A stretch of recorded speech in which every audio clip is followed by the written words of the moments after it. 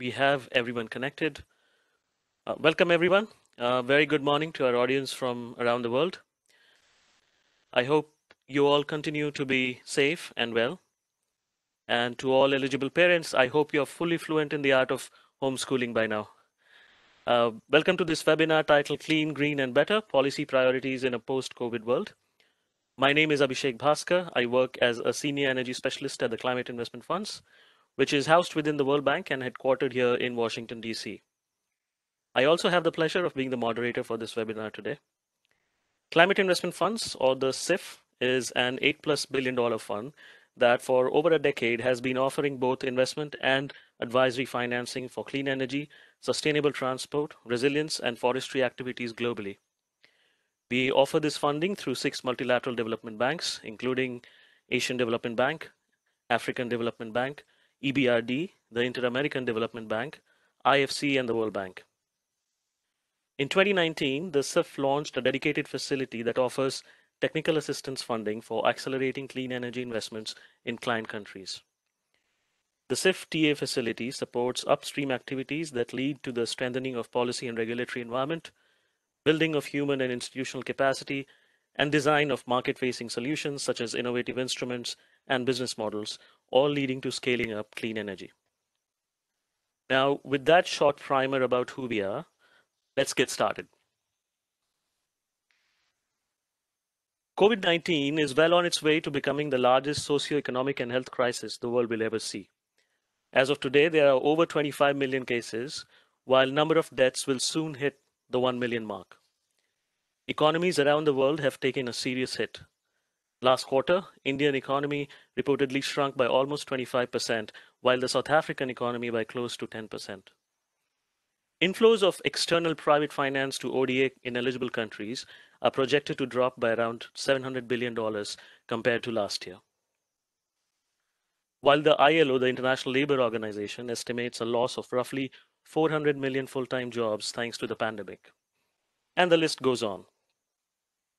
But for our purposes today, let us pick up the pieces after the initial stages of shock and relief and focus on the upcoming recovery and rebuilding.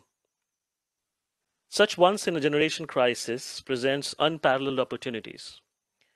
For example, the Great Depression led to large investments in public infrastructure and the creation of a wide social safety net that is still supporting vast populations here in the US. The 2008-2009 financial crisis led to the strengthening of banking regulations, such as those involving capital adequacy requirements at banks, in the absence of which the impact of current crisis could have been so much worse on the economy. Today we face another challenge, and we must respond by building back our post-COVID world a little bit cleaner, greener, and better. Recent studies show that by 2030, bold climate action in smarter urban development, decarbonization of energy and industry, water, and land use systems could deliver over 25 trillion in net global economic benefits, including new jobs and avoidable premature deaths linked to air pollution. There are real opportunities to be considered here. Take India, for example. The country accounts for nearly a fifth of all renewable deployment targets, with a potential clean energy market of close to $300 billion over the next decade. Countries around the world must prioritize and strengthen the enabling environment. The robust policies, enhanced human and institutional capacities, and an innovative and flexible toolkit in order to rebuild the world around us. Given the widespread nature of COVID-19 related impact on various aspects of a country, there are so many different ways to think about a recovery strategy. One could look at trade flows and ways to increase flow of working capital to facilitate movement of goods. One could also consider measures to re-energize the slow pace of foreign direct investment entering the countries to make capital flow again. But for our purposes today, we decided to look more inwards domestically and focus on the following aspects of a green recovery strategy: expanding capital availability, role and relevance of clean energy jobs, and the importance of supporting innovation. We have a number of distinguished speakers here with us today, each speaking for about 10 to 12 minutes on each of these topics. We will start by listening to our panelists and then have a brief Q&A towards the end. please feel free to ask your questions in the chat window that has a little drop-down list. Please pick Hema Badrinarayan. Again, please pick Hema Badrinarayan from this drop-down list and send the questions to her. She's going to pass it over to us, and we'll ask the question to one of the panelists, and depending on the time we have towards the end. But we would like to get to the Q&A, even if for a bit of the session. Speaking to us today, we have Peter Martin, who's the principal economist from the global consulting firm Wood Mackenzie, Dr. Sachin Chaturvedi, the Director General from Research and Information System for Developing Countries, or RIS, which is an Indian think tank, Satish Sundararajan, the lead infrastructure finance specialist at the World Bank, Elizabeth Press, Director of Planning and Program Support from IRENA, Simon Bennett, Technology Analyst at IEA, and finally, my colleague Joseph Dickman, Senior Evaluation and Learning Specialist at the CIF. Now, if you'd like to tweet about this webinar, please use hashtag #CleanGreenBetter and tag @CIF_action. Again, it's @CIF_action. You can also find us on other social media platforms as well. Thank you once again for joining us on this early morning in DC, afternoon in Europe, evening in Asia. Let me open the discussion now and invite our first speaker. Peter Martin is the principal economist at Wood Mackenzie and responsible for producing its Macroeconomic Outlook 2050. He regularly develops macroeconomic scenarios and sensitivity analysis, such as those involving COVID-19 and the European banking crisis. He has also worked in European energy markets in his prior life. Peter and his team have looked at long-term effects and potential recovery scenarios coming out of the pandemic and will help set the context for today's discussion. Peter, over to you. Thanks very much, AB, for that introduction. It's a great opportunity to speak to everybody today at this CIF webinar. I think given that AB's done my introduction, I should maybe do a quick introduction to Wood Mackenzie. For those that might not know who we are, we're a global leader in commercial intelligence for the natural resource sector. We empower our clients to make better strategic decisions by arming them with objective analysis and advice on assets, companies, and markets. Our research teams cover the whole of the natural resources sector, from oil and gas, power and renewables, chemicals, metals and mining sectors, and we have analysts and offices located across the world.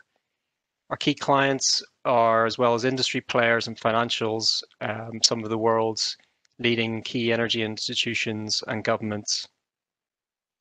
So COVID-19 has really stopped the world in its tracks, and we've never seen the global economy brought to a standstill like it was in April, May, and June this year. And while the pandemic is far from over, the worst of the economic contraction is hopefully behind us, and economic policy is now moving from firefighting mode to recovery mode. And we think that COVID-19 will change the world as previous pandemics have done. And in this recovery phase, there's a huge opportunity for economic stimulus to accelerate the energy transition. We can build back better and deliver a more sustainable future for this planet that we live on. We can flick on to that slide before with the scenarios. There's a few questions that keep coming up from our clients, particularly around energy transition and obviously the economic impact. First one being, how quickly will the global economy recover, and what impact does COVID-19 have on the energy transition itself? The energy transition is something it's already in force, but obviously the pace of it is more the uncertainty. And we've been trying to help our clients answer those questions amidst this huge amount of uncertainty by looking at 3 post-COVID-19 scenarios.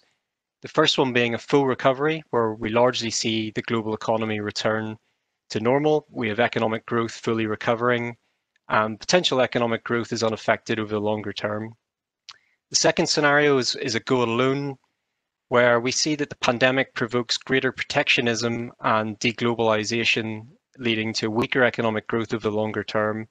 And this would unfortunately be a setback for emissions reduction and energy transition. And the final scenario we've been sharing is around greener growth. This notion we want to talk about today, this fiscal stimulus measures being able to help accelerate the energy transition. So to give that a bit of context, before prior COVID-19, we were obviously forecasting, in any case, peaking hydrocarbon use, increasing renewable power generation, and plateauing global emissions.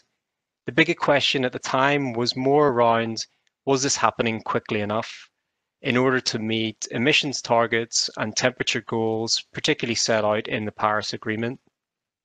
I think the answer to that is an emphatic no.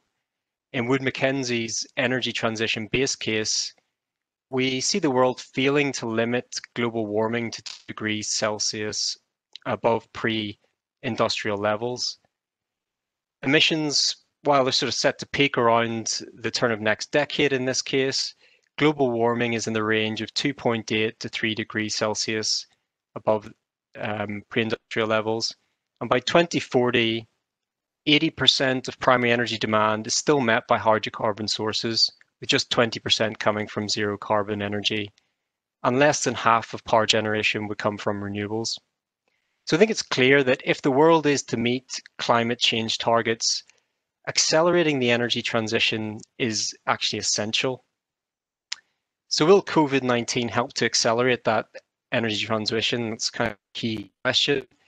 And we're seeing governments across the world supporting their economies with fiscal stimulus on an unprecedented scale. We see about 15 trillion US dollars in stimulus plans in total. The good news is that some of these stimulus plans contain green measures. We'll have grants, loans, subsidies, tax breaks that can all help support that energy transition. But there is much disparity between countries in the scale of stimulus measures and also the commitment to green initiatives. It really is sort of falling along the same old lines of the key protagonists, where EU seems to be making the biggest commitments, while low and middle income economies and large polluting economies and large energy consumption economies tend to be lagging behind. Significant breakthrough for the EU was the approval of its 750 billion euro package. Specifically 10 billion of that going towards the Just Transition Fund, which will help meet environmental targets. But of course, within the EU itself, national governments have also been quite active, Germany in particular, setting aside a 9 billion euro national hydrogen plan. Elsewhere, China has been specifically targeting the build out of EV charging networks, but in general, kind of clear commitments to energy transition are lacking. In some economies like Mexico, South Africa, Russia, green announcements in their stimulus packages are all but non-existent. Economies like the US, Australia, and Brazil, you could only say that very modest parts of their overall stimulus could be considered to be assisting the energy transition. And of course, emerging economies are much more likely to be constrained by their fiscal positions, access to capital and public debt levels, competing economic priorities as well. And commodity economies are in a difficult position where the main economic engine is stalling with low oil prices. And another disappointment, even though I've kind of built up the EU to be kind of at the center of helping to try and accelerate its energy transition, there has been compromise in that. In order to get the deal through, they had to cut back the funding that was proposed to the Just Transition Fund down to that 10 billion euros, had previously been 30 billion proposed, potentially going up to 40 billion. So on the whole, while when it comes to public funds and public support, public capital, I think what has been announced so far is likely to help accelerate the energy transition, but it could be so much more and needs to be so much more. For governments, from an employment perspective, I think investing in the energy transition obviously makes a lot of sense economically. COVID-19 is definitely going to leave a scar on many sectors. We're going to see jobs disappear and industries shrink. Therefore, kickstarting job growth in much needed sectors like renewable energy, creating good quality jobs at that is highly desirable for governments. I think in terms of the overall access to capital question, we can't just really solely focus on what governments are doing on the public side. You think about private capital as well. And access to private capital continues to sort of be tipped in favor of renewable through strategies like ESG considerations, divesting large funds divesting from hydrocarbon investments, greater disclosure around carbon intensity of corporate operations, better transparency. None of these necessarily directly related to COVID or a prompting or response from COVID. But big examples being moves by BlackRock investment funds, the Norwegian Sovereign Wealth Fund, and also what's happening with central banks as well. So if we look at the ECB, we're in a period major central banks providing very loose monetary policy again, large quantitative easing programs, and the ECB is trying to green their balance sheet while they do that, so selling some of their brown corporate paper in favor of green, considered green corporate paper. So even so, I think the key question is, is what's being done, is it enough? Well, in order to achieve the 2-degree pathway, we need a 50-50 split between hydrocarbon to zero carbon energy sources meeting primary energy demand by 2050. And we need about 70% of power generation coming from renewables. Innovation is going to be vitally important in this, because the only way we can realistically get to that is by seeing huge cost reductions in emerging clean technologies like batteries, grid technology, carbon capture and storage, green hydrogen. The widespread electrification, coupled with decarbonizing the power sector, means that achieving an accelerated energy transition consistent with a 2-degree warming scenario will require around $20 trillion in power capacity investments globally to 2050. That's a colossal undertaking, a big ask. So to summarize, governments are stimulating at an unprecedented scale. Green measures are included. Grants, loans, and incentives can help foster an accelerated energy transition, but it's not symmetrical or particularly well coordinated across nations. From government's perspective, investing in energy transition makes sense from an employment perspective. COVID-19 will leave scars on labour markets. Structural unemployment is likely to rise. So good quality green jobs can help to offset this. And finally, accelerating the energy transition is absolutely essential, and innovation can play a big part in that, as many of the solutions to meeting some of the climate temperature targets need and rely on drastic cost reductions for them to become commercially viable. So with that, I'd like to just thank you everyone for their attention and the opportunity to speak today. Looking forward to hearing some of the speakers come next to pick up on those topics around capital access, job creation, and innovation.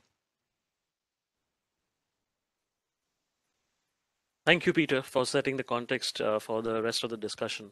It presents an interesting framework to consider energy transition strategies in the post-COVID world. I took special note of your point around the disparity or between stimulus being presented at an unprecedented scale, but continued disparity on the deployment side between countries around the world. And perhaps that's where the opportunity exists to ensure that we can scale up energy transition strategies efficiently and effectively.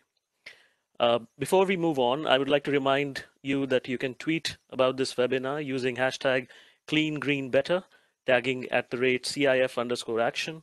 You can also find us on other social media platforms as well. Now, moving from the macro to the micro, I'm pleased to announce our next speaker, Dr. Sachin Chaturvedi, who is Director General of Research and Information System for Developing Countries, a think tank in India. Dr. Chaturvedi focuses on issues related to development finance, SDGs, and South-South cooperation, apart from trade, investment, and innovation linkages with a special focus on WTO. He's also a member of Board of Governors of Reserve Bank of India, which is the country's central bank. Dr. Chaturvedi, the floor is yours. Thank you. Thanks, Abhishek. And I think As has already been pointed out, the energy transition strategies are of key significance as stimulus packages all across the world and particularly in the emerging markets are being worked out. When we are discussing this, the impact on economy and particularly in case of India, the transition that we are expecting is in a way facing huge challenge in terms of a recovery, and that recovery is largely sort of getting addressed through the stimulus that the central bank at the monetary level policy management is coming up with, but also the fiscal space that the government is trying to come up with. These two sort of efforts, fortunately, are finding a sort of unison, and there we find that the central bank and the government are trying to work together, and that is a big relief in terms of the institutional coordination that is needed. I would focus on a couple of issues today in terms of how we are looking at the dimensions of engagement when we are talking of the challenge, and also trying to see in what way the dimensions can also be addressed when we think of the engagement, largely in terms of identifying the measures that the institutions and, as I said, central bank has taken. But before that, as Abhishek in the beginning mentioned, the hit in the GDP is almost of 25%, and that is largely getting reflected in terms of the growth rate, which has come down from the 6.1% to something like 3.6, and now is likely to be even below that, around 2%. So that is something which we are facing at this point. The services sector, which is the backbone in terms of the bringing in the gravitas to the GDP, is also facing a major challenge. There are also issues in terms of how the trade connects are coming in, but government expenditure, as was very rightly mentioned by Peter, is something which is holding on in several markets, and so is the case for India as well. It is almost 12% of the total expenditure that is coming in, and in the post-COVID crisis, the government share is likely to go up further. Employment is of course the first casualty, and it has so happened that the manufacturing units and the services sector, the urban areas have seen reverse migration, and that has challenged the economy and its performance, particularly when they constitute almost 51.3% of the larger management. Liquidity emerged as a major challenge, and the central bank has launched what is called as the long-term repo operations, LTRO, and there is also an effort to bring in very targeted sort of LTRO, and they are now being focused on NBFCs and the other financial sectors. Government has also gone ahead in terms of recapitalization of the banks, and this I would come in a minute in terms of how that would help in terms of financing the new energy focus that is happening at this point.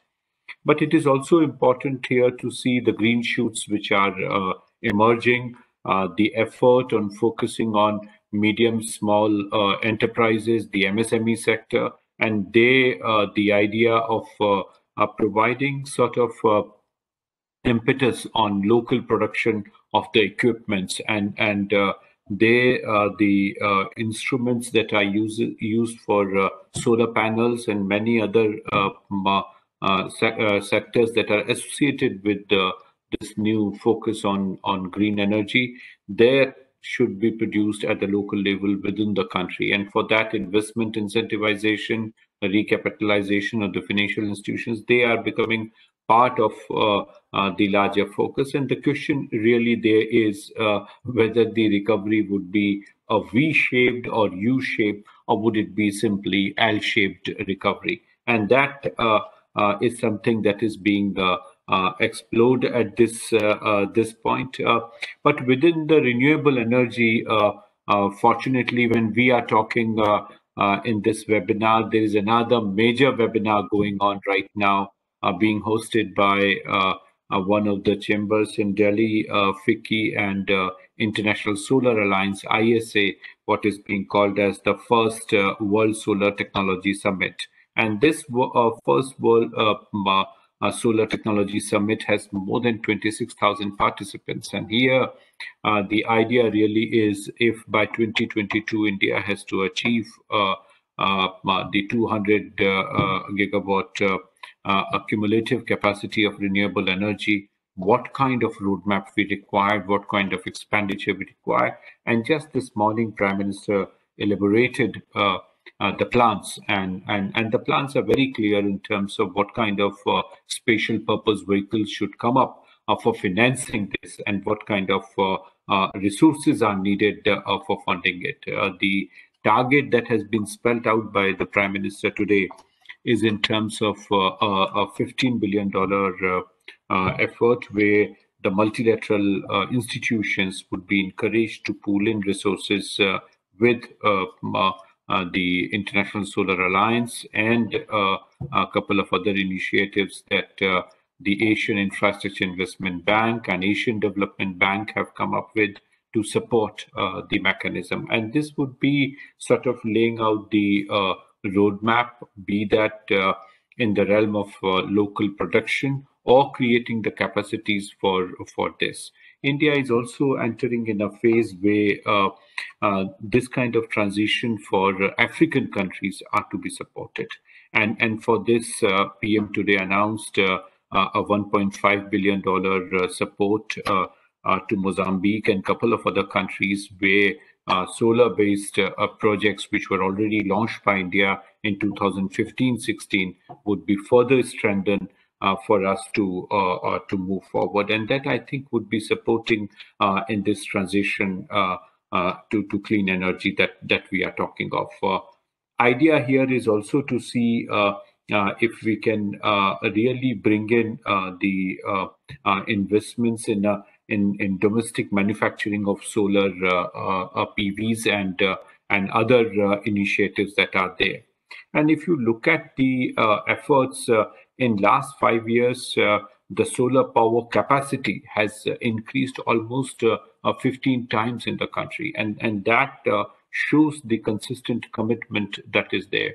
The switching over and relying on low transaction costs that are there in the electronic sector, in the health sector, the hospitals, and one airport that is being run with solar energy, one whole metro system in Delhi funded by the World Bank is being run on solar energy. So those kind of mega infrastructure projects, and they connect with the clean energy, and that infrastructure to have a low carbon footprint is largely the focus area with which the government is moving ahead. So I think the post-pandemic infrastructure financing would see this huge investment flowing in from all different directions. The Technology Summit today has given further boost to mobilization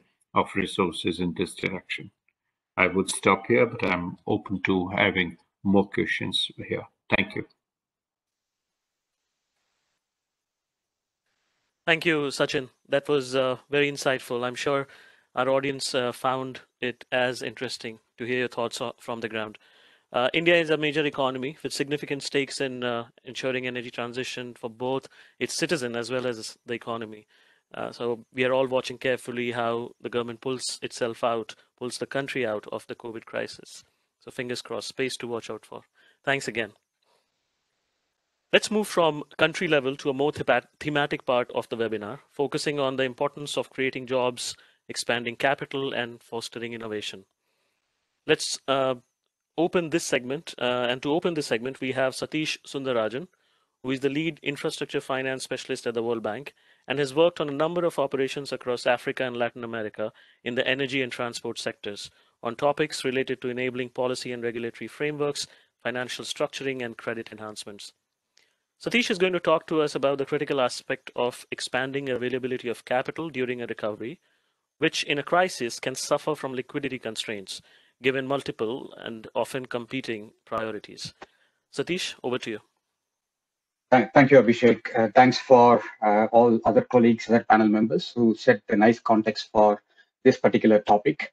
I would like to focus this topic on emerging economies and sort of developing economies in that context, because there is a huge contrast in terms of how advanced economies are taking the recovery efforts or restructuring efforts post-COVID vis-a-vis the developing economies. And that contrast is spelled out in a number of ways. If we can move to the next slide, I'd like to show what we call as a fiscal effect.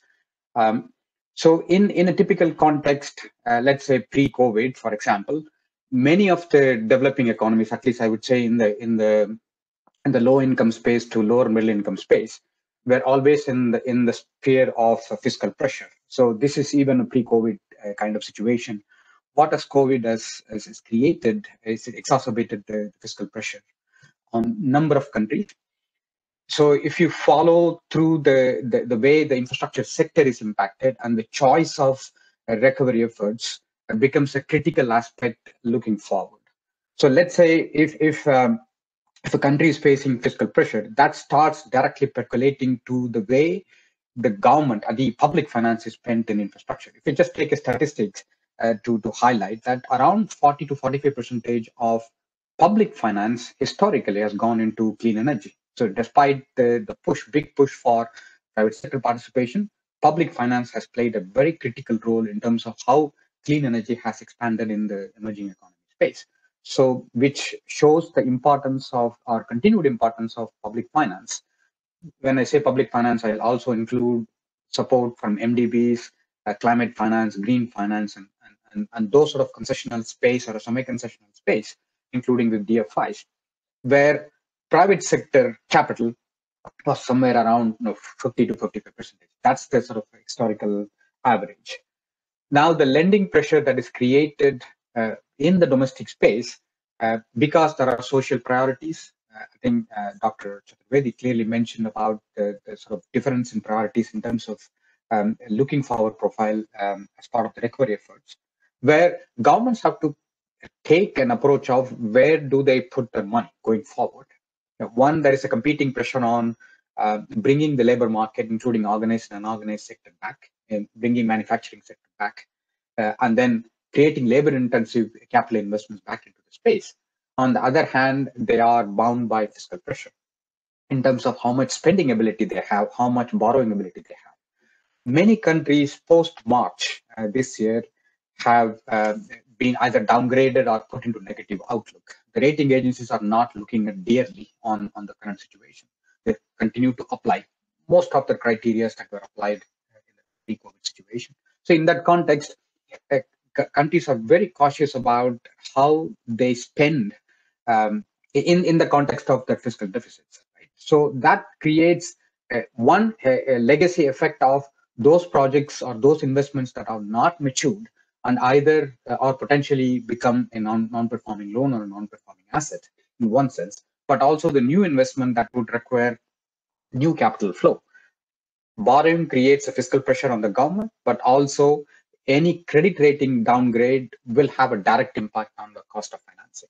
So the emerging economies are literally grappling with the balance between how to move the economy forward with the right types of investment while maintaining the fiscal deficit in a manner that wouldn't affect the cost of financing, their perception or risk perception by the market, but also on the other end to satisfy the requirements of the country in terms of making the social priorities in the larger span of labor growth back or clean energy as part of the recovery effort. So that is one supply side and that's also demand side. So they are sort of caught in between these two wedges as to how to move the needle forward. And And even though we are talking about recovery efforts, in many countries, we are not quite there yet in terms of recovery. It's about thinking for the next few months, thinking perhaps for 2021.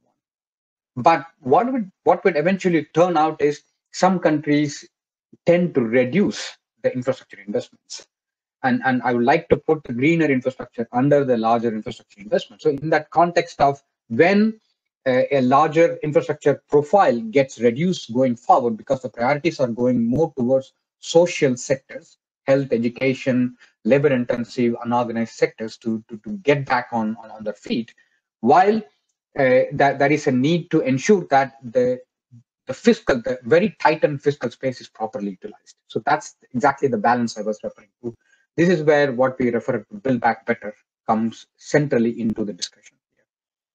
The concept was, introduced by UN probably 5-6 years ago, out of the disaster, fiscal disaster, not necessarily an economic disaster, but the concepts apply absolutely spot on in the current case.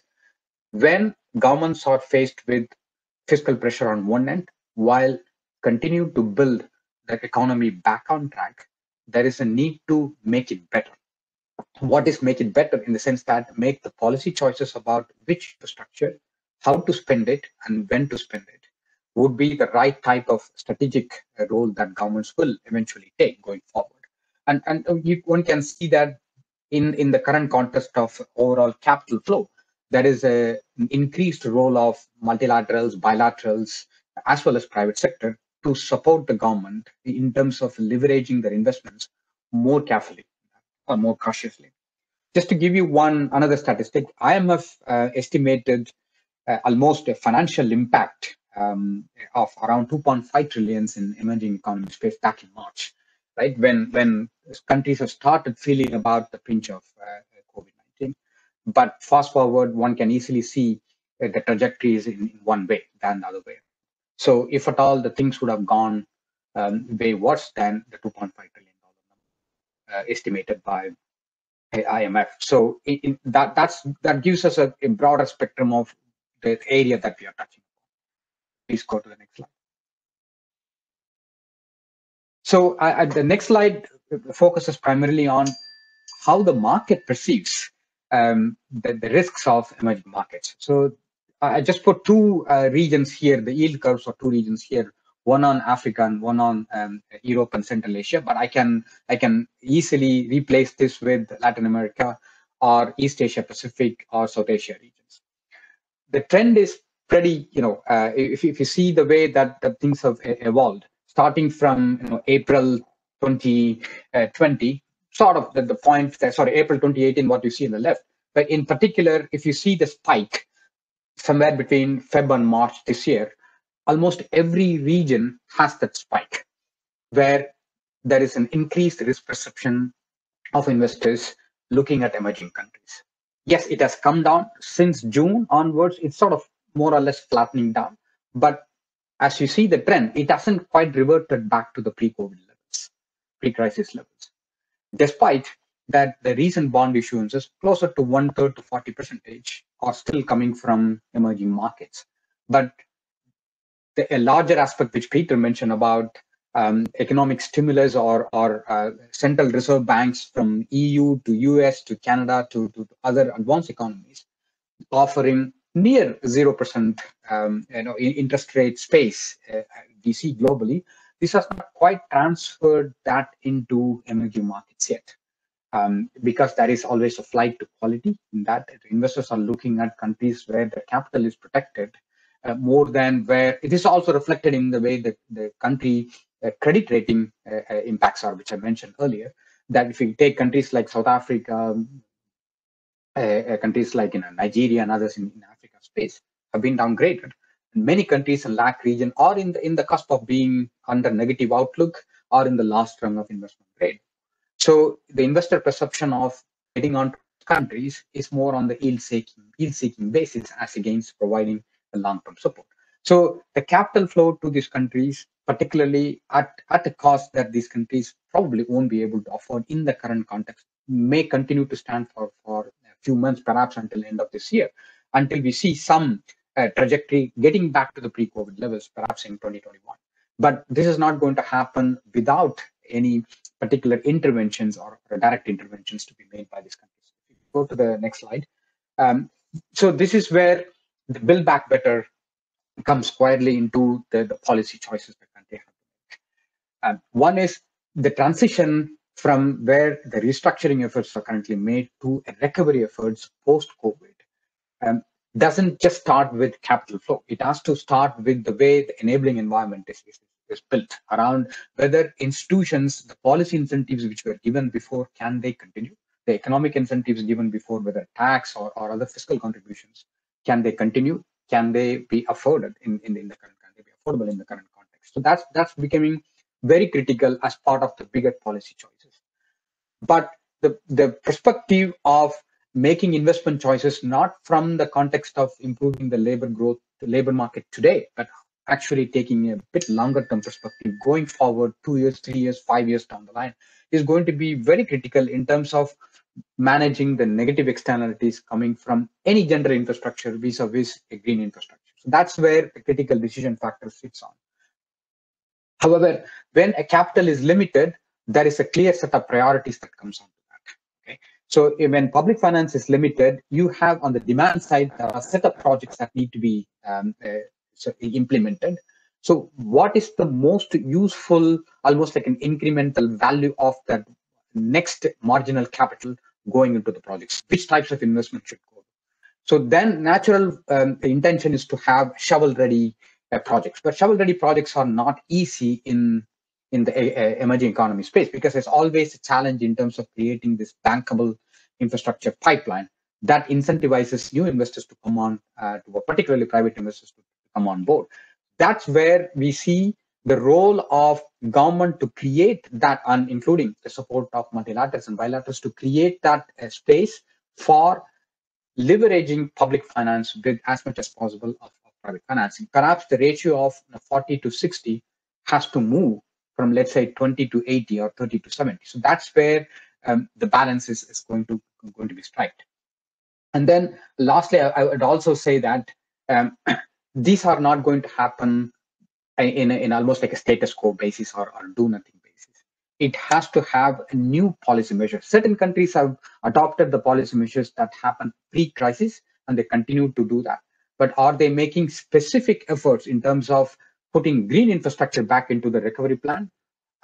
Unfortunate truth as of today is there is a contrast between the way advanced economies and emerging economies look at it. If you go to the next slide, I'll show some examples of certain countries taking that effort.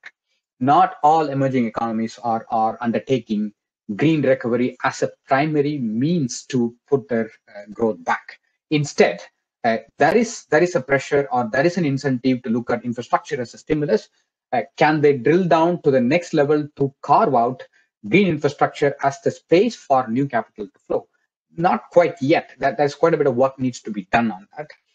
Of course, there are exceptions. I think the previous speakers did mention about certain middle-income countries did make the choice clearly. If I want to list that, countries, India, South Africa, Chile, Colombia, and Brazil and others are moving towards a green infrastructure path. Whereas market sources tells us that certain countries such as Kenya have scaled down an infrastructure program. Philippines have reduced their infrastructure spending. Right, so there are contrasts in the way that governments adopt their recovery plan as part of that. So here, I wouldn't like to limit ourselves to clean energy, but also clean transport systems as well. Particularly in the current context, public transit is not that is an easy choice for a health reasons perspective. But however, in taking a longer term perspective, if new investments have to come, perhaps this is the right choice to make sustainable mobility. E-buses are coming back squarely onto the discussion, including countries like India, Colombia. They are certainly bringing back. Energy efficiency is a top priority for Brazil in terms of the recent auctions being put forward. Public transit system is a priority for both Chile and Colombia in terms of their policy choices going forward for investments. However, as I said before, to increase the capital flow to these countries, particularly using a larger role for private investments, there is a role for multilaterals, DFIs, and particularly climate funds such as CIF and others to help improve the policy framework, not just capital flow. A step before capital flow is to make sure that enabling environment is in place. Enabling environment is never a one-stop action. It continues to build depending on the country context and the sectoral context. One important aspect to highlight is if private sector comes, that's where the project finance also comes into play. Project finance has not reverted, particularly from the terms point of view, pricing and terms point of view, it hasn't reverted to the pre-COVID levels. There is quite some space to grow. So that is a space continue to be watched. That's where the role of even the domestic banks are very critical, so that at least the impact of currency risk is managed, one, but also mobilize the local financial sector through clear interventions of the financial intermediaries. There are examples of an IRED in India, BNDES. I can give a long list of financial intermediaries taking that active role in the span of not having a direct impact on the fiscal, even though they are predominantly owned by the government. Because of the nature of the consolidation, they have an active role in the sector. But this can happen. The capital flow itself, in addition to the enabling environment space, capital flow itself cannot happen in the historical context of public finance coming 40 and private financing coming 50 to 60. The perception has to be through creation of innovative instruments, whether it is through intermediary vehicles or issues such as green bonds and sort of green investment vehicles, green investment banks being created, and in many jurisdictions. So that's going to be the focus a little bit going forward. But innovative instruments are going to be very critical in terms of attracting private investment into the sector. I think Peter mentioned earlier, if you look at last good number of months, I would say at least starting from 2020, global investors are giving increased focus on ESG criteria. Okay? So this is not pure, the green investments are not purely driven by economic incentives. The environmental, social, and governance aspect becomes absolutely critical for private investors as well. It's not just a CSR issue anymore. It's part of their investment mandate. So that is a natural, I would say, natural hedging in terms of their expectation vis-a-vis the country's green growth sort of development plan. But building this together, bridging this together from the supply and demand side needs this intermediation. That's where I see the role of both domestic banks as well as bilaterals. So let me stop here, Abhishek. I hope that this was useful, but very happy to follow up with any questions. Thank you. Thank you, Satish. That was very insightful. I think starting with the whole fiscal chain effect graphic, I think it was a very interesting way to look at and think about the impact on capital investments. I think your point around looking at or the role of policy in ensuring a solid, robust policy environment to facilitate the private sector and other capital to come in later on is very, very well taken, and it's consistent with what we are also seeing and we sort of practice and believe in. Thank you very much. So moving on, and an important metric for measuring success of a recovery strategy coming out of a recession is its impact on people and economic opportunities created for its citizens. Elizabeth Press is the Director of Planning and Program Support at IRENA. And as the focal point in Europe, she also leads IRENA's climate activities. She brings decades of international experience in the field of development, having served in Rwanda, Kenya, and Cambodia in her previous lives. Elizabeth will be sharing key findings from recent work carried out by IRENA on clean energy jobs, looking at potential opportunities and its importance in a green and transitioning recovery. Elizabeth, over to you. Thank you very much, Abhishek, and thank you, everybody. Good morning, good afternoon from a lovely sunny Bonn. It was really great to hear all the colleagues, and they have made quite a nice backdrop to what I'm going to talk about. So can I have the first slide, please? Obviously,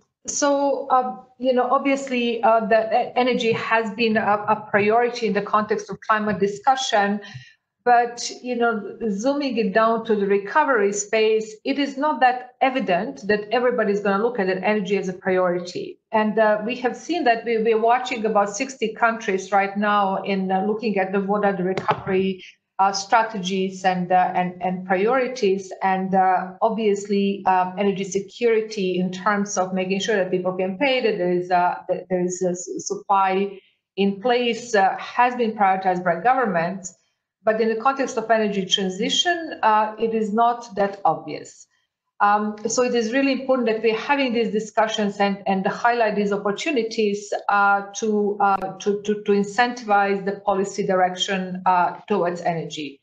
So what we have done in order to contextualize this long-term vision of Paris Agreement and the climate imperative, we looked at our 2050 scenario and kind of zoomed back to what is possible in the next 3 years, what are the implications, what are the priority areas for investment, and what is the economic impact of such an action.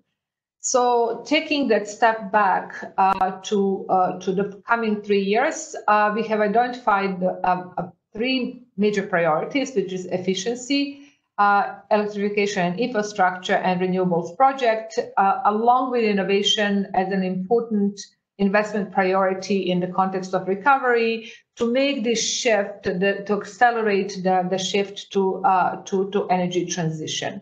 I think this is pretty consistent. I think a lot of people are seeing it in the same way and understand that these are the immediate areas for recovery that would be beneficial. Next slide, please. So we translated this. We have been watching the renewable energy jobs since 2013 and have pretty sound methodology in estimating what is the implication of new deployment. And in 2018, that's the last statistics we had, there was 11.1 million jobs in renewable energy sector in the world. So if these investments are really prioritized in the context of efficiency, renewables, and related infrastructure, we estimate that in the next 3 years, we could have additional 5.5 million jobs compared to what is already planned in government. So assuming that governments are not changing their plans, so compared to that, we think there would be 5.5 million jobs more, which would be more than offsetting the loss of jobs primarily in coal sector and fossil fuel areas. There would be around 1 million in this period. And this is a very good picture. We know that the renewable energy and related technologies are labor intensive, and the jobs are a lot more. It's a lot more laborious space. So you can have a different approach and different economic impact of the deployment of a renewables-based transition. But it's really important to understand what this means. The numbers sound good, but what does it really mean in reality? How do you translate it into policy relevant activity? So can I have the next slide, please? What we have been looking at is trying to break down along the value chain, what does it really mean in terms of real jobs and how long these jobs would exist for. And I really, this is one of my favorite sort of data-based slides, because it really gives a lot of information and a lot of transparency to policymakers as they consider how to move forward. So one is that, one cannot have an expectation that tomorrow there's going to be, a lot of work if there is no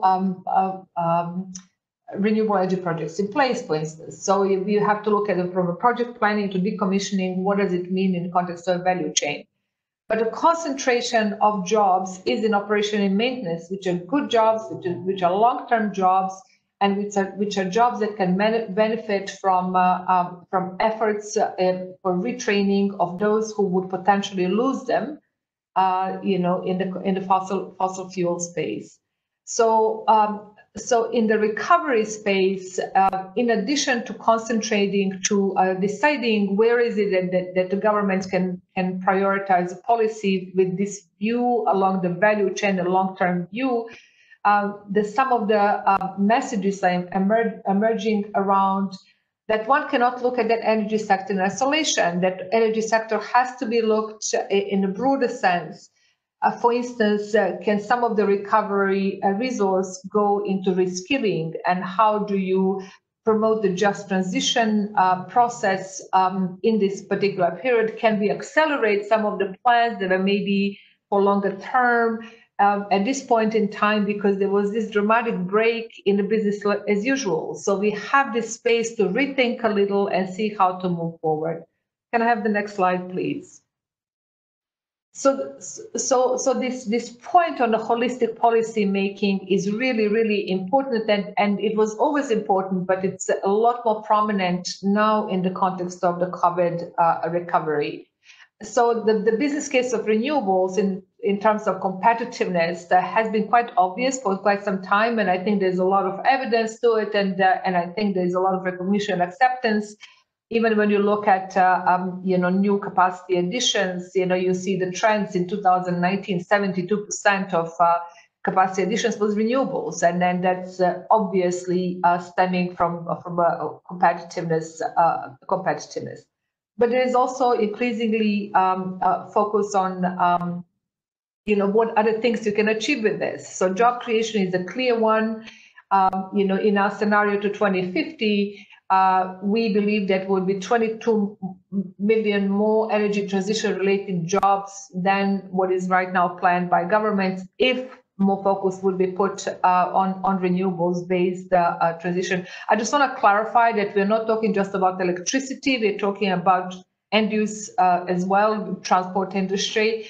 And also when we talk about renewables-based transition, we absolutely consider efficiency to be an indispensable part of it, along with the innovation around different technologies that was mentioned by Peter in the beginning, such as any system integration technologies, intersection with ICT, as well as green hydrogen and other technologies that are emerging right now.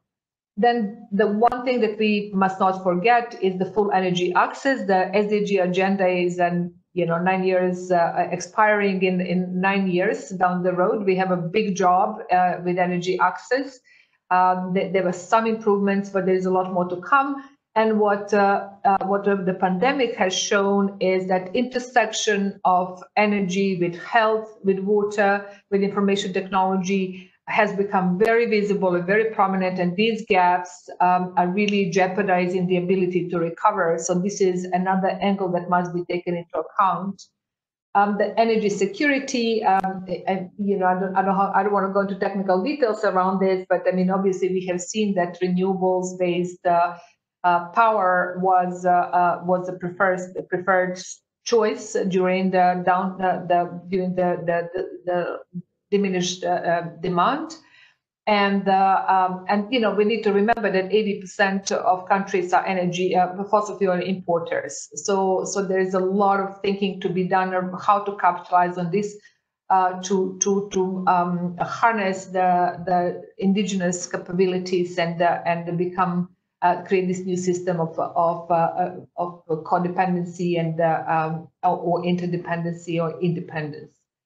And finally, very important and important subject in the context of the health system and in many emerging economies and the developed countries as well, but in emerging economies in particular, is the issue of health, air quality.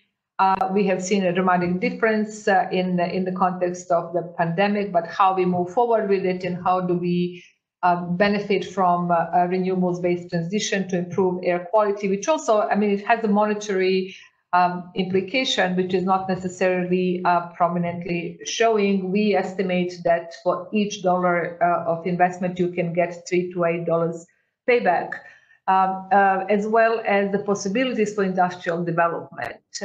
Which bits of a value chain can countries evolve and develop in the recovery phase to benefit from their local capabilities and advance the local economies. So this holistic approach to recovery is really it's a moment to take a holistic view to policy making, to tackle multiple objectives, policy priorities, and bringing a more transparency around what are the possibilities and how we can create jobs, have clean air, improve access and energy security while contributing to the common effort on climate change and closer to the objectives of Paris Agreement. So I'm going to stop here. Thank you very much. Thank you. Thank you, Elizabeth, for your intervention. I especially like the graphic showing the potential opportunities along the renewable energy value chain. I think that was quite interesting. But you also raised some important points, one of which is obviously around around considering the impact of a clean transition on those who are currently employed in the not so clean industries. You mentioned just transition, and I just want to plug in the work that SIF is doing in the just transition space. I will invite our audience to visit our website and see some of the latest products, the reports, and conversations that are happening on that very important topic. I think we need to make sure that there is a dedicated platform available for those affected, so they could reskill and retrain and be economically productive and ready for the next generation of opportunities. Talking about plugins, one more thing it might be of interest is we are also doing some work on the role of financial intermediation that Satish mentioned as an opportunity to explore and scale up climate finance in the emerging economies in a post-COVID world. And that work is currently, the diligence is currently undergoing, and hopefully in the next 6 months' time, we should have more to share, but something to look out for. Now, talking about the next generation of opportunities, I'm pleased to introduce our next speaker, who is going to talk about the role and need for fostering innovation in green recovery. Simon Bennett is a technology analyst in the IEA's Sustainable Technology and Outlooks Directorate, where he leads work on energy technology innovation policy and investments. In 2019, he was a lead author of the IEA report on the future of hydrogen. We heard a few panelists mention hydrogen, so this might be of interest to them, and has held positions at the European Commission's Directorate General for Energy in the past. So Simon, tell us what you see in the crystal ball. The floor is yours. Abhishek, thank you very much, and good morning, good afternoon to everybody. Thank you to all of the excellent other panelists who've spoken before and speak afterwards. This has been a really interesting discussion and lots of rays and sunlight, I think, among the gloom. I'd love to talk about hydrogen, but I'm conscious of time as well. So it's a topic you can talk on forever, and I'd like to make a few specific points about our work on recovery and innovation. The IEA in 2020 has been very, very active and continues to be very active on the topic of sustainable recovery, recognizing the importance of the energy sector and its infrastructure in this area. So we've got lots more coming relating to investment, relating to our work on future scenarios, projections. We have already published 2 major pieces of work. One is our special report on sustainable recovery, which lays out a plan for $1 trillion of investment per year over the near term to yield an additional 9 million jobs, and that goes across all of the things that the panelists have been talking about today: renewables and infrastructure, and also tackling emissions in some of the fossil sectors as well. We also put out a report which I'll focus a little bit more on today on innovation. So it's a special report on clean energy innovation and the opportunities and the challenges relating to that. So if we move on to the next slide,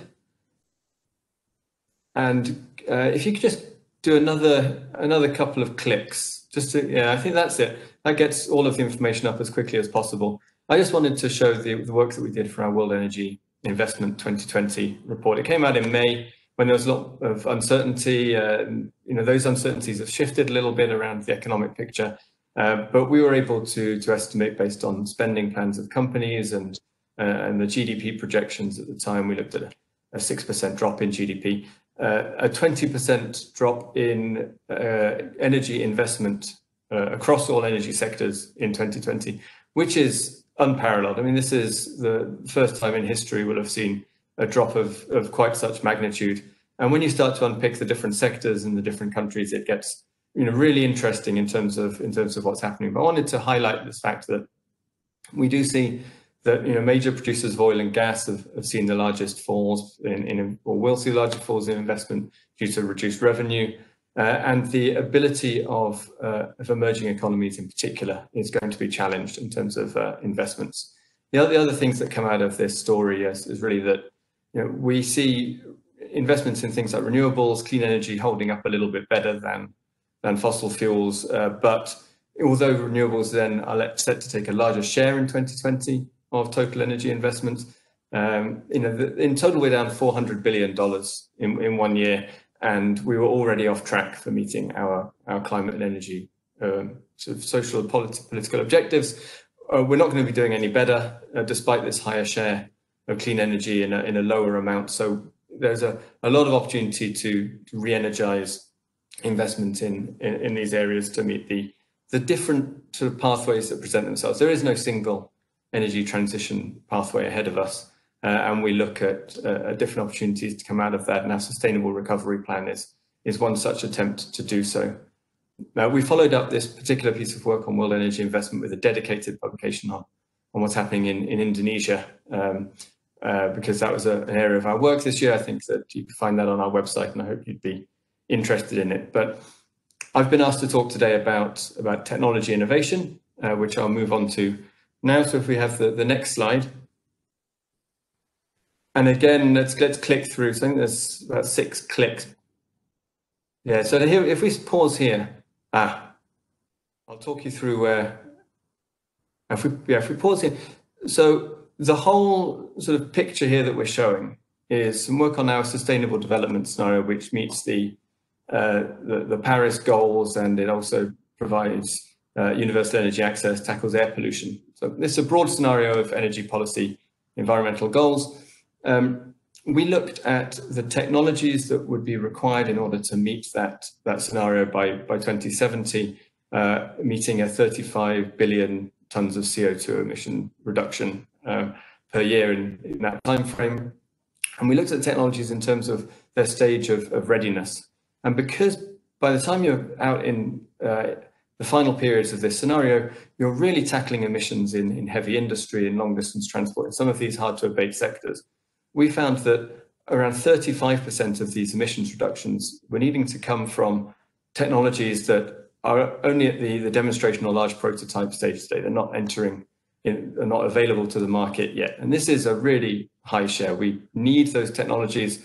We need them to be brought into the market as quickly as possible. It shows that certainly in some of these harder to abate sectors, just the technologies that are available on the table today, in which we've seen tremendous progress in recent years, are probably not sufficient, and certainly would not give us the comfort to meet these goals. And if we click ahead on this slide, because we then looked at the goal of meeting net zero emissions by 2050 instead, so bringing forward that target 20 years in advance. And actually what we found then is that the share of these technologies that are not yet in the market goes up to nearer 50%. And so you see that in the column on this side, the yellow, orange, and red bars. So this is the sort of the quantitative underpinning for a really strong message on saying we need more innovation, and we can't allow it to lose momentum and move off track.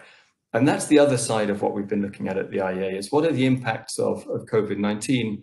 What's the impacts of the crisis, the response on energy innovation in general? We've looked at this in broad terms at a global level, and every country has its specificities. But in summary, public budgets are going to be challenged. We know that R&D budgets can be locked in over a couple of years, but then they might get threatened in 2022, 2023. Some of the advanced economies are likely to be able to invest counter-cyclically in R&D for the long term, but it's not going to be the case in all countries. In the private sector, we did a survey of private sector spending on energy innovation.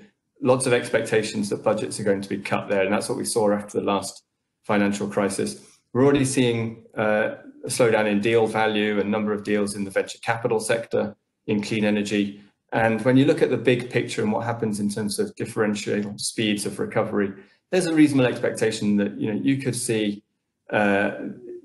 loss of skills and capacities from certain places, and perhaps moving between regions from developing and emerging economies to more advanced economies, depending on the speeds of recovery. So there's a number of reasons to be somewhat concerned about energy innovation. If we go to the next slide, this is something that shows some of the breakdown of energy spending.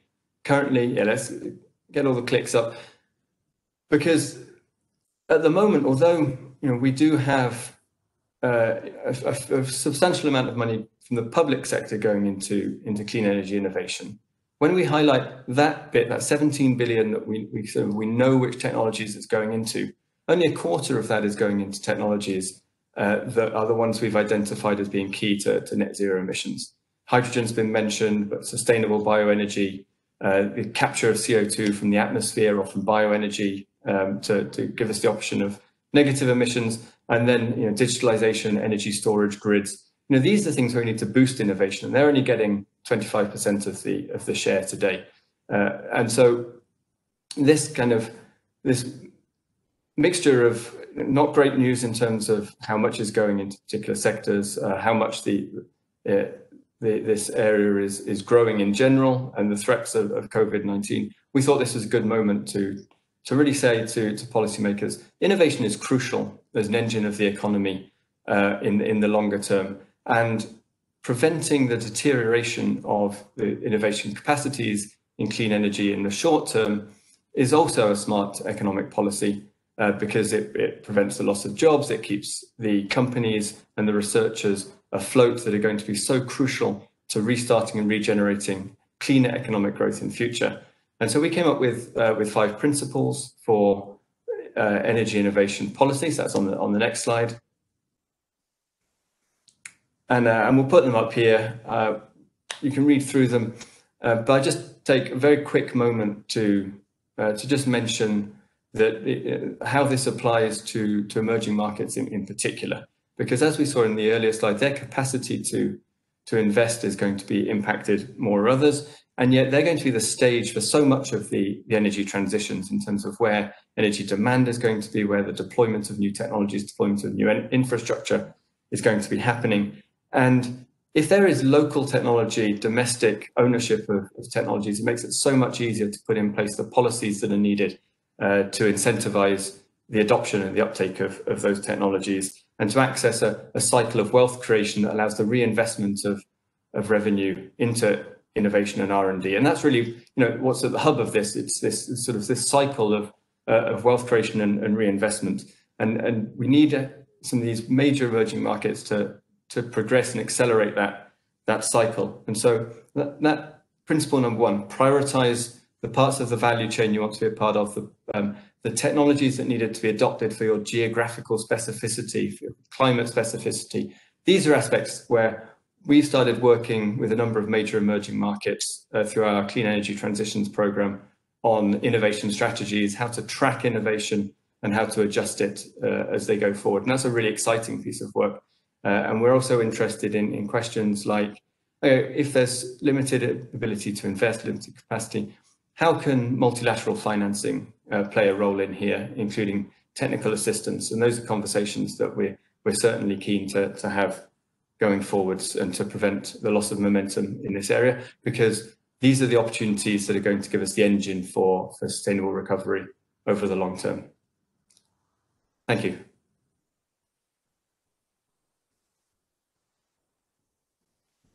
Thank you very much, Simon. Your point around the importance of local technology, I thought was especially important and worth considering.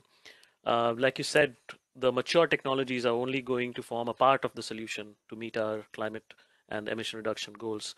So we must focus on innovation to bridge the gap between what can be done with existing versus the role of the new innovative technologies.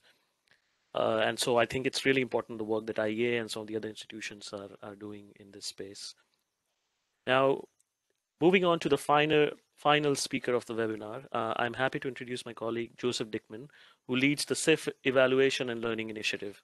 He manages a large portfolio of studies and learning activities covering key topics, drawing upon CIF experience in clean energy energy access, forestry, and resilience.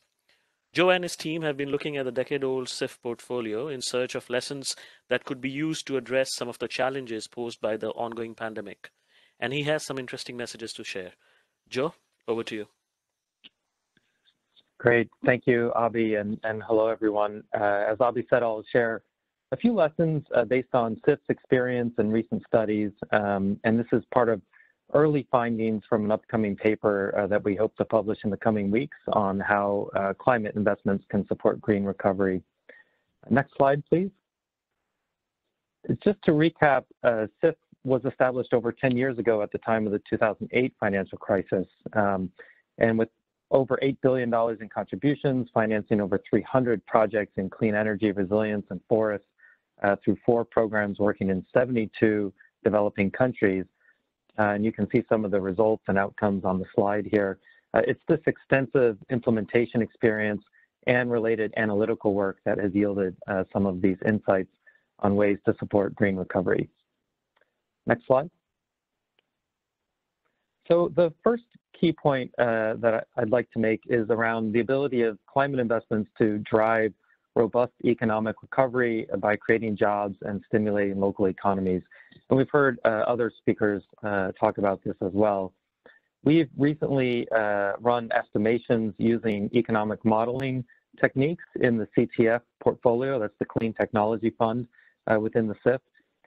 And these modeling estimations show that renewable energy and other investments, energy efficiency and transport, are contributing to over 5 million person years of employment through both direct effects during the construction phase in particular, as well as indirect effects on supply chains and induced economic activity. Those models also estimate that the additional economic value add during construction alone is close to $40 billion. That's in addition to direct project financing and co-financing. And this is through, again, both direct effects and additional supply chain effects. So essentially, our experience is that this corroborates the broader international literature that renewable energy can support significant short-term and longer-term job growth and economic activity. One example that we've seen this is in India, and I think builds on what Dr. Chaturvedi was saying, where SIF support is helping small and medium enterprises to access rooftop solar. So this can lower energy costs and improve reliability and productive use of energy for these businesses, which are often also hit hard by the economic downturn.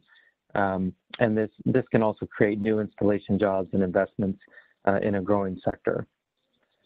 In other countries like Morocco and Maldives, renewable energy investments have complemented a concerted strategy of energy security and industrial development that's helping local businesses and adding jobs. And here we've seen that explicit requirements for local content contributions and supportive government policies have helped drive supply chain activity and local value add. These investments are also increasing energy security and reducing the need to subsidize costly fossil fuel imports. And so this can also really help governments during this time of scarce resources. We've also seen that concessional finance investments can help support specific sectors during times of economic downturn and could play a similar role in this context. And so, for example, the graph at the right of the slide there shows the Mexico wind energy market.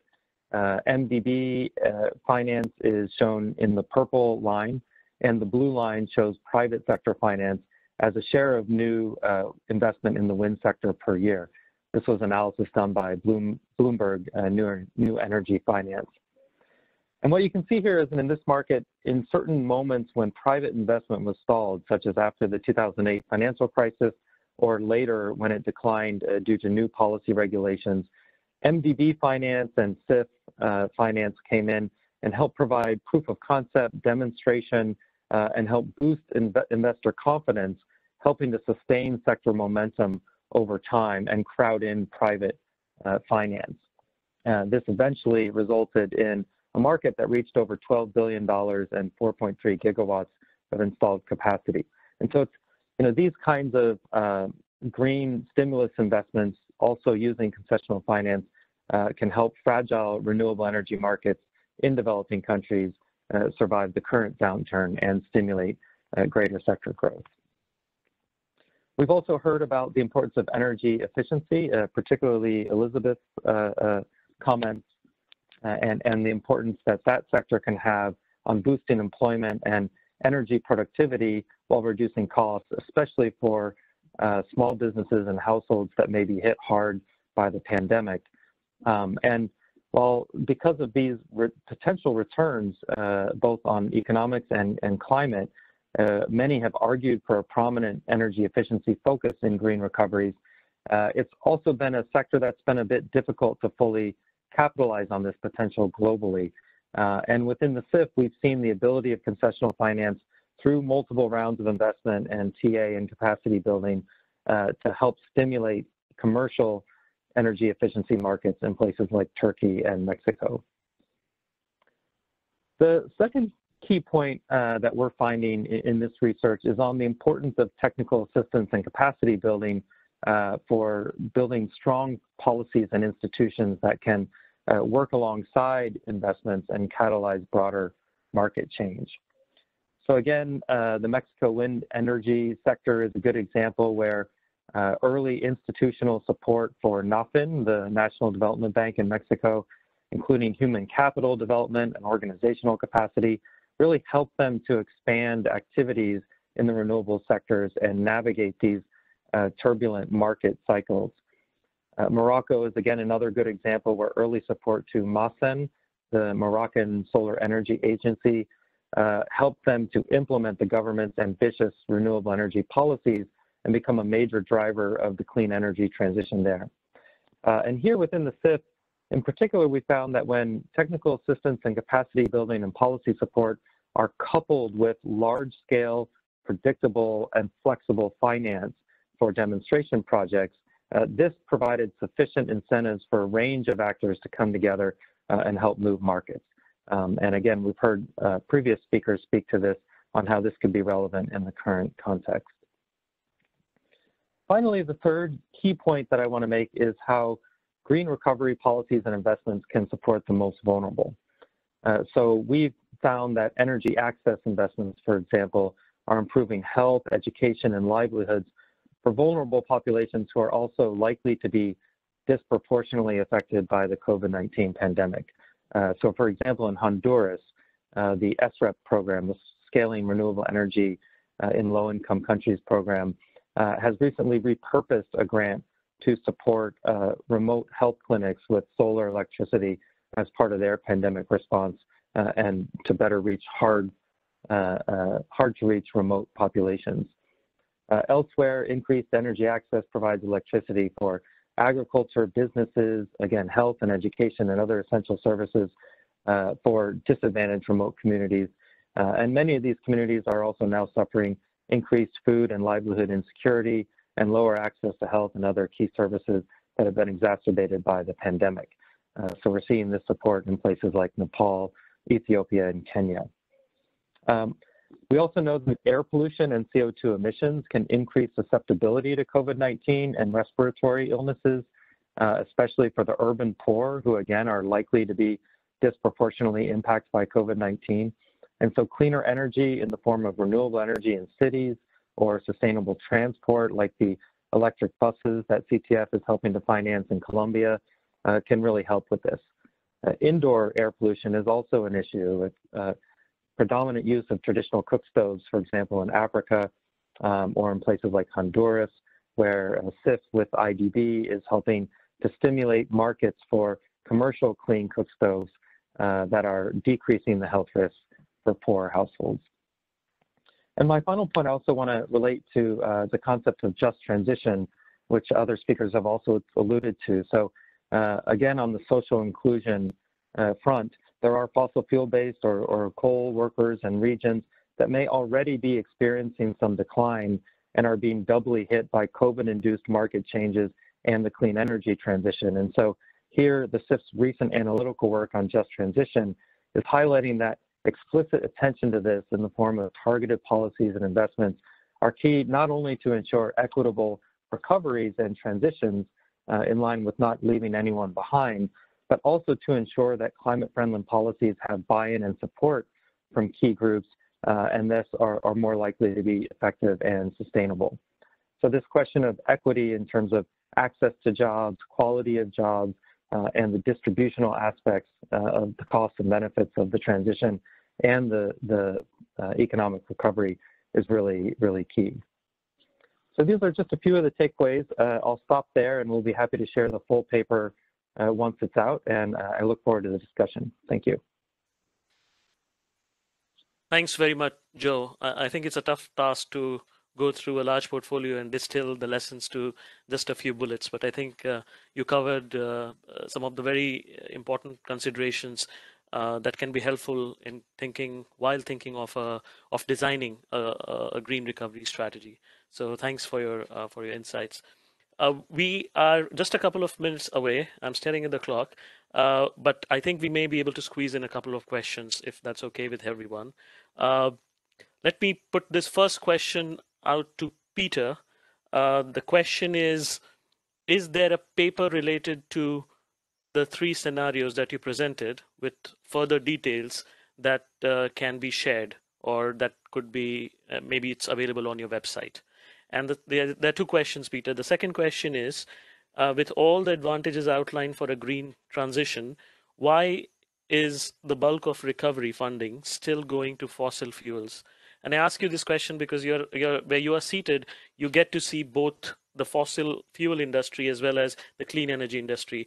So at that intersection, you might have some insights. Peter? Yes, AB. So on the first point around the paper, it should be available on the woodmac.com website. If you go to that and search for the world after COVID-19, you should find at least, you might need to just give your details to get access to that. And then on the question around the bulk of investment still going to fossil fuels, well, part of the answer to that, I think, is that even in an energy transition, we still have a huge amount of hydrocarbons within the system required in order to meet energy demand. So, I said under an energy transition, accelerated energy transition that gets us to meet climate goals, still has around a 50-50 hydrocarbon to non-hydrocarbon meeting of energy demand. And given the rates of decline in the hydrocarbon sources that we're currently producing, it means that there's still a huge amount of investment required to continue to produce that level of hydrocarbons that we need. And I think that is what underlines the whole, the difficulty of a transition is that there's no silver bullet to this. It will require a mix of traditional fuels in order for it to work. It is a slow transition. Hopefully COVID-19 can be a catalyst to accelerate it. But the reality is there's still going to be a huge amount of hydrocarbons required, produced, and that requires a large amount of investment. And I think at the minute, the way in which the global energy complex is set up is that we know how to invest into those assets more readily than we do into I suppose what some of the other speakers are talking about, into those areas which are going to fill the gap in future. So those new technologies, little where they're not as proven, the investment into R&D and things like that, I suppose, is not as free flowing as what you see into kind of the traditional status quo of the hydrocarbons. Thanks very much, Peter. Let me pose one last question to Elizabeth. The question is, would the COVID slow down the scenario for job growth in clean energy? Based on where you're seated, what do you see, Elizabeth? Has it slowed down? Do you see it slowing down? So, I mean, it's a little bit of a complicated question because, first of all, there is the impact on the renewable sector, like any other sector of the economy. I mean, there's an impact on it, and what the recovery is a mixed bag. But we actually we see it to be quite resilient, quite frankly, and some of the jobs were put on hold. They're slowly coming back, and it will depend on government policies, how they advance, especially for projects that were sort of in early stages of development. I mean, and the jury is out, and we will see how things evolve. So I think it would be foolish to predict anything. I think we all learned that lesson in March this year. We are coming out with a new report on jobs from 2019, which will update the number that I just gave you. And there was an increase. This is like the preview. I'm not going to tell you the number, but it's there was a growth of jobs. So we don't expect that the jobs will go down, given the current circumstances.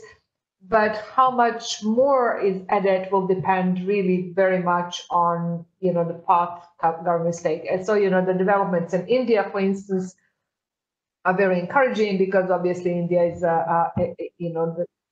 high on renewables.